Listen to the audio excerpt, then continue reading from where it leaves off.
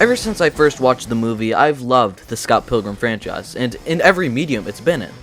As each of these do have their own wacky stories behind their creations, I think the video game, Scott Pilgrim Vs The World, the game, has the most interesting one. So, that's what I'm talking about this month. The development of this game was headed by Ubisoft Montreal, a Canadian studio behind the Prince of Persia and the Assassin's Creed games. But by itself, it seems like this is a major bonus, simply being headed by this studio. But the part I'm intentionally leaving out is that Ubisoft Montreal only developed 20% of the game. After developing one character in one level, Ubisoft Montreal cut all funding of the game and sent it over to a Chinese branch of Ubisoft, known as Ubisoft Chengdu, which was behind nothing. Ubisoft Chengdu has never made a game before, and it has a really ambitious deadline. You see, Ubisoft Chengdu now has to make 3 characters and 6 more levels in 5 months. After multiple shifts in management, the game was finally released on August 10th, 2010, 3 days before the movie.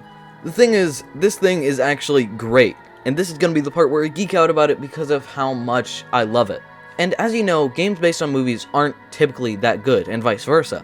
But Spider-Man 2, releasing in 2004, is known as one of the few good movie video games. And although it is a good movie video game, it is single-handedly carried by its web-swinging mechanic. The rest of this game is basically held together with bubblegums and shoestring. Though it does have that elusive pizza theme, so that makes up for it. This is the best game, 10 out of 10. Scott Pilgrim, on the other hand, is a well-rounded side-scroller beat-em-up with amazing pixel art. This was developed in 5 months, and all handcrafted. And the soundtrack, just mwah.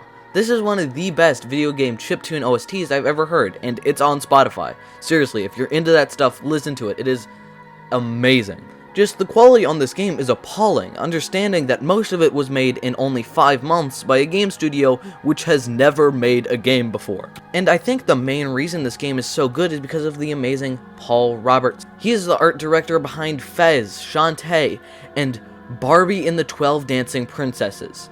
Yes, he has not really topped this game. And all this guy really does is this hyper-stylized pixel art things. He worked on the movie, he worked on the Gravity Falls Fight Fighter episode, and he even worked on the Pixels movie with Adam Sandler. And that, although that movie wasn't that good, the art was pretty fine. This game, as a whole, I think deserves a nice spot up there right next to the beat-em-up classics. Ninja Gaiden, Streets of Rage, Teenage Mutant Ninja Turtles, Turtles in Time, Trademark. Scott Pilgrim was an amazing book series, and it's an amazing movie. Then it was an amazing game.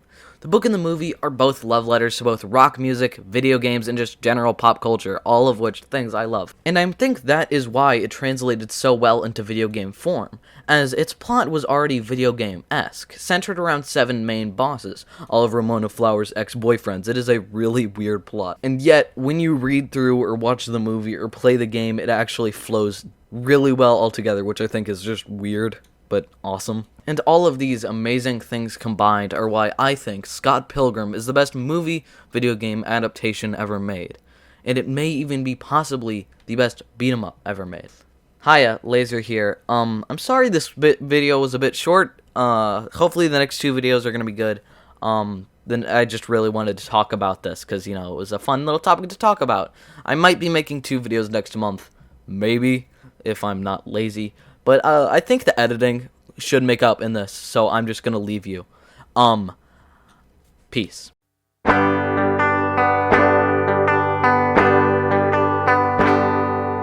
BBD and ecstasy, conceited with no self-esteem. She's a teenage dream if you hate yourself. Bright-dyed hair and obnoxious clothes, thinks communism is the way to go. She's a whore, a hole, a dime a dozen, Jezebel. Low-right mind and SSR eyes, 1,000 yards stare for all those guys that she fucked and sucked before you came along. Retarded views on politics, likes to listen to shitty music. She drinks and smokes and toasts out of a dirty bong. She saw Ramona Flowers and felt so empowered by a movie made in Hollywood. It's sad to think she's someone's daughter, like a lamb to the slaughter.